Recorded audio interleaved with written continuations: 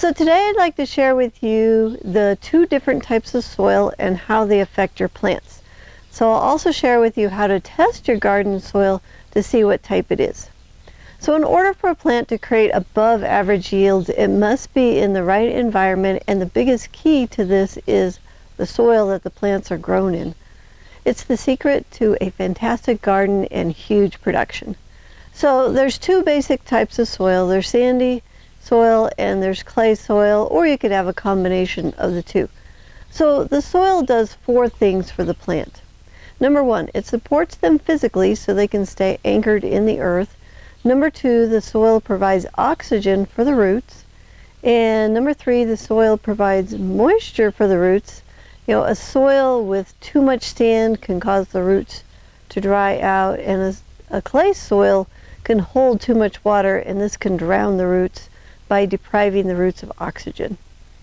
And number four is the soil houses the microbes and the nutrients. So the microbes in the soil make the nutrients available for the plants to absorb.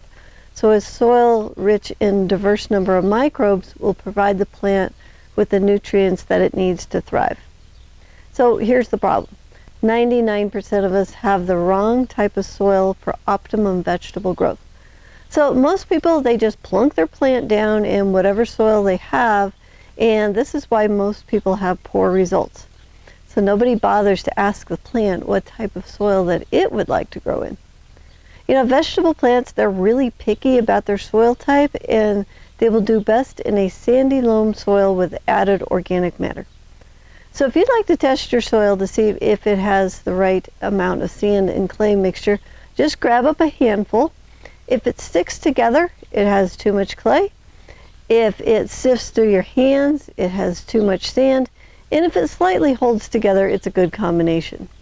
So in order for the vegetable plants to thrive, we must have a soil that is balanced between clay and sand, and the soil needs to have organic matter. So the last part of this equation of the soil that the plants love is the organic matter in the soil. So most soils don't have enough organic matter. Organic matter provides a home for the microbes and nutrients for the plants, microbes, and worms. So ideally for the vegetable plants, you want at least 6% organic matter, and I like to use closer to 30%. So I don't use the soil that's in my yard because it is just pure clay. You can make pottery out of it. So instead, I create the perfect soil for the plants to grow in.